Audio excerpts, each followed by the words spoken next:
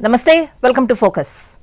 భారత్ అంతరిక్ష కార్యక్రమంలో సరికొత్త అధ్యాయం ప్రారంభమైంది. 4 దశాబ్దాల సుదీర్ఘ విరామం తర్వాత అంతరిక్షంలోకి భారతీయుడు వెళ్లాడు. దీంతో అంతరిక్షంలోకి వెళ్లిన రెండో భారతీయుడిగా అంతర్జాతీయ అంతరిక్ష కేంద్రంలో అడుగుపెట్టిన తొలి భారతీయుడిగా రికార్డుకెక్కాడు శుభాంశు శుక్లా. నా భుజంపై త్రివర్ణ పతాకాన్ని ధరించా, గర్వంగా అంతరిక్షంలోకి వచ్చా. జై హింద్, జై భారత్. అంతర్జాతీయ అంతరిక్ష కేంద్రం చేరుకున్నాక భారత వ్యోమగామి శుభాంశు శుక్లా నుంచి వచ్చిన తొలి సందేశం ఇది.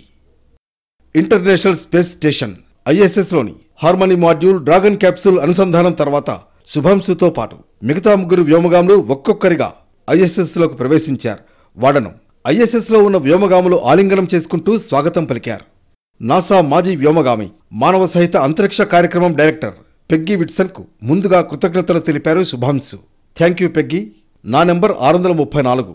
దీనికి చాలా ఆనందిస్తున్నాను. నిజం చెప్పాలంటే అంతరిక్షం నుంచి భూమిని చూసే అవకాశం దక్కిన అతి కొద్ది మందిలో తాను కూడా ఉండడం అదృష్టంగానే భావిస్తున్నట్లు తెలిపారు శుభాంశు. ISSకు చేరుకున్నాక తనకు ఇంట్లోనే ఉన్నాననే భావన కలిగిందన్నారు. ఎక్స్పెడిషన్ 73లో భాగంగా ఇప్పటికే ISSలో ఉన్న వ్యోమగాముల నుంచి తమకు అపూర్వ స్వాగతం లభించిందన్నారు. అది మన ఇంటి తలుపు తెరిచినట్టే అనిపించిందన్నారు శుభాంశు. అది చాలా అద్భుతం, నాకు చాలా స్వాంతన లభించింది అన్నారు శుభాంశు. ISS గురించి తాను ఊహించిన దానికంటే చాలా అద్భుతంగా ఉందన్నారు శుభాంశు. ఇది చాలా పెద్ద విషయం అన్నారు. తమకు స్వాగతం పలికిన మిగతా వ్యోమగాములకు కృతజ్ఞతలు తెలిపారు శుభాంశు. అంతరిక్ష కేంద్రంలో రానున్న రోజులు అద్భుతంగా ఉండబోతున్నాయన్నారు. 418 కిలోమీటర్ల ఎత్తు నుంచి భూమి అద్భుతంగా కనిపిస్తోందన్నారు శుభాంశు శుక్లా. భారత్ త్వరలో చేపట్టబోయే గగన్యాన్ యాత్రకు తన అంతరిక్షయానం ఒక బలమైన ముందడుగుగా నిలుస్తుందన్నారు. భారత కాలమానం ప్రకారం బుధవారం మధ్యాహ్నం 12 గంటలకు భూమి నుంచి ఫాల్కన్ 9 రాకెట్ బయలుదేరింది.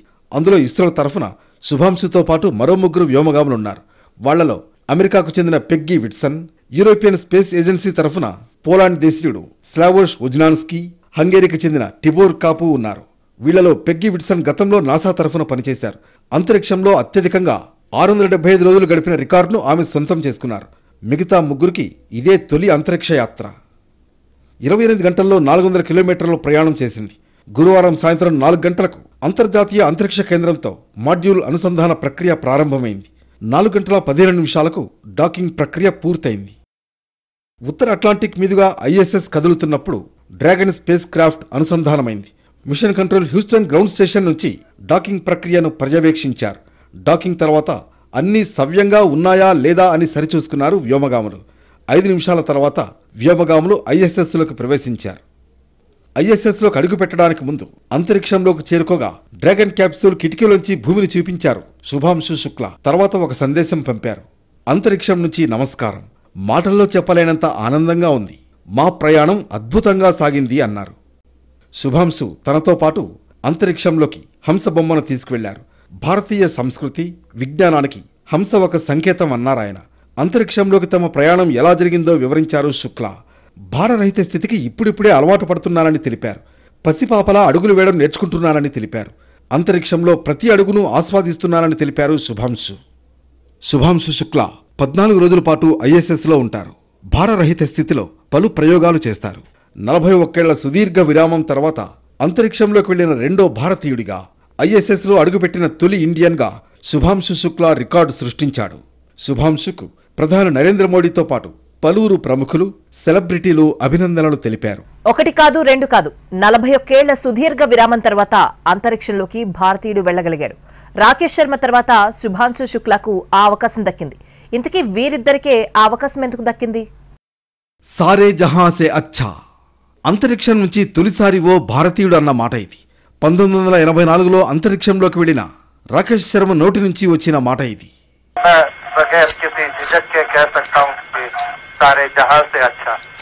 రాకేష్ శర్మ యాత్ర భారత అంతరిక్ష చరిత్రలో అదొక మైలురాయి. 1984 ఏప్రిల్ 2న సోయిజ్ T-11 రాకెట్లో అంతరిక్షంలోకి వెళ్లారాయన. సాల్యూట్ 7 అంతరిక్ష కేంద్రానికి చేరుకున్నారు. అక్కడ 7 రోజుల 21 గంటల 40 నిమిషాల పాటు గడిపారు. 43 శాస్త్రీయ సాంకేతిక ప్రయోగాలు చేశారు. Hero of Soviet union award పొందిన ఏకైక భారతీయుడు రాకేష్ శర్మ. 41 సంవత్సరాల విరామం తర్వాత శుభాంశు శుక్లా అంతరిక్షంలోకి అడుగుపెట్టారు. వీళ్ళిద్దరూ ఇండియన్ ఎయిర్ ఫోర్స్ పైలట్లే. 1971లో జరిగిన బంగ్లాదేశ్ యుద్ధంలో రాకేష్ శర్మ పాల్గొన్నారు. MiG-21 పైలట్గా సేవలందించారు. అతని ధైర్యం, విమానం నడపడంలో గల నైపుణ్యం అంతరిక్ష ప్రయాణానికి ఎంపికయ్యేలా చేశాయి. అప్పటి సోవియట్ యూనియన్తో కలిసి ఇండియన్ ఎయిర్ ఫోర్స్ చేపట్టిన ఇంటర్మ్ ప్రోగ్రాం ద్వారా అంతరిక్ష యాత్ర చేశారు రాకేష్ శర్మ. శుభాంశు శుక్లా విషయానికొస్తే 1985 అక్టోబర్ 10న పుట్టారు శుభాంశు. అతని స్వస్థలం ఉత్తరప్రదేశ్లోని లక్నో. తండ్రి శంభుదయాల్ శుక్లా, తల్లి ఆశా శుక్లా, అక్క శుచి శుక్లా. శుభాంశు భార్య కామ్నా డెంటిస్ట్గా పనిచేస్తున్నారు. శుభాంశు 6 ఏళ్ల కొడుకు పేరు కియాష్. 1999లో కార్గిల్ యుద్ధం శుభాంశులో దేశభక్తిని రగిల్చింది. 14 ఏళ్ల వయసులో ఎయిర్ షో చూసి ప్రేరణ పొందారు. కుటుంబానికి చెప్పకుండా నేషనల్ డిఫెన్స్ అకాడమీ ఎన్డీఏ పరీక్ష రాసి దానికి ఎంపికయ్యారు. ఎన్డీఏ ద్వారా ఇండియన్ ఎయిర్ ఫోర్స్లో చేరారు శుభాంశు. ఏరోస్పేస్ ఇంజనీరింగ్లో ఎంటెక్ పూర్తి చేశారు. 2006 నుంచి ఇండియన్ ఎయిర్ ఫోర్స్లో ఫైటర్ పైలట్గా సేవలందిస్తున్నారు Shubhanshu. Sukhoi 31 MKI, MiG-29, MiG-21, jaguar, hog తదితర యుద్ధ విమానాలను నడిపిన అనుభవం అతడికుంది. 2000 గంటలకు పైగా ఫ్లయింగ్ అవర్స్ పూర్తి చేశారు. 2019 బాలాకోట్ వైమానిక దాడుల్లో పాల్గొన్నారు. ఎయిర్ ఫోర్స్లో గ్రూప్ కెప్టెన్ స్థాయికి ఎదిగారు. 2018లో ఇస్రో చేపట్టిన గగన్యాన్ కార్యక్రమానికి వ్యోమగామిగా ఎంపికయ్యారు. రష్యాలోని యూరి గగారిన్ కాస్మోనాట్ శిక్షణ కేంద్రంలో ట్రైనింగ్ తీసుకున్నారు. తర్వాత బెంగళూరులో శిక్షణ పొందారు. ఇస్రో, నాసా సంయుక్తంగా చేపట్టిన యాక్సియం 4 మిషన్కు శుభాంశు శుక్లా ఎంపికయ్యారు. ఈ మిషన్కు శుభాంశు పైలట్గా వ్యవహరించారు. ISSలో 14 రోజుల పాటు గడిపే శుభాంశు 7 శాస్త్రీయ ప్రయోగాలు చేస్తారు. రాకేష్ శర్మ తర్వాత అంతరిక్షంలోకి వెళ్లిన రెండో భారతీయుడిగా శుక్లా ఘనత సాధిస్తున్న అరుదైన క్షణాలను అతడి తల్లిదండ్రులు ఆస్వాదించారు.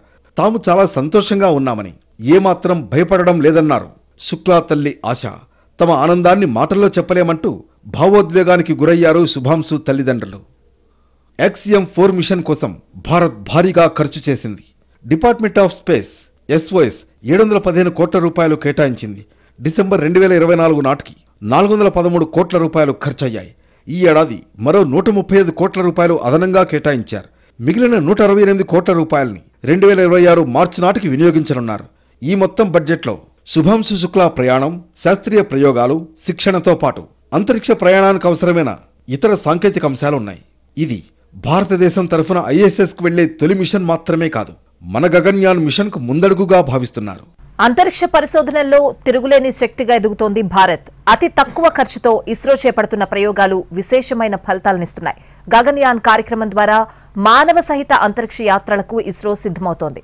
అంతరిక్ష కార్యక్రమంలో శుభాంశు శుక్లా యాత్ర మరో ముందడుగ్గా నిలిచింది. సైకిల్పై రాకెట్ విడిభాగాలు తీసుకువెళ్లి ప్రయోగాలు చేపట్టిన స్థాయి నుంచి అంతరిక్ష ప్రయోగాల్లో అత్యధిక సక్సెస్ రేట్ సాధించిన సంస్థగా ఎదిగింది ఇస్రో. అంతేకాదు, కారు చౌకగా రాకెట్ ప్రయోగాలు చేయడంలోనూ ఇస్రోకు మరొకరు పోటీ లేరు.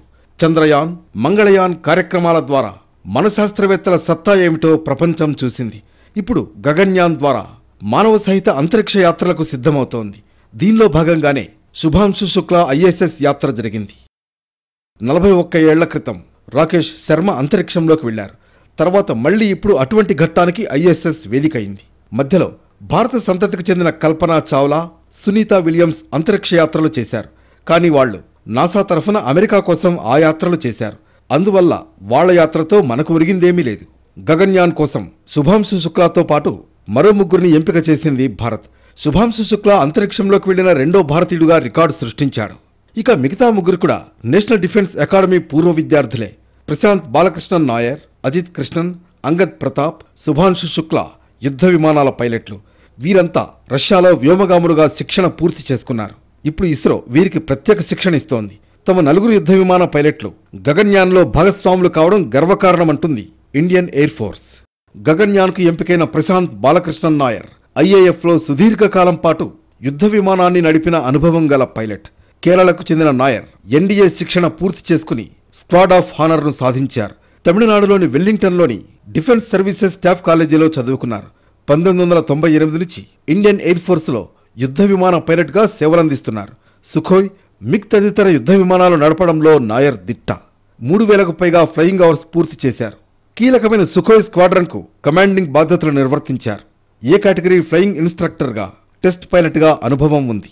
గగన్యాన్లో ఈయన గ్రూప్ కెప్టెన్ బాధ్యతలు తీసుకోనున్నారు. ఇక చెన్నైకి చెందిన అజిత్ కృష్ణన్ కూడా NDAలో శిక్షణ పొందారు. స్వర్డ్ ఆఫ్ ఆనర్ పొందారు. రాష్ట్రపతి బంగారు పతకాన్ని సాధించారు. ఈయన 2003 జూన్లో ఐఏఎఫ్లో పైలట్గా చేరారు. ఫ్లయింగ్ ఇన్స్ట్రక్టర్గా, టెస్ట్ పైలట్గా పనిచేశారు. 2900 ఫ్లయింగ్ అవర్స్ పూర్తి చేశారు.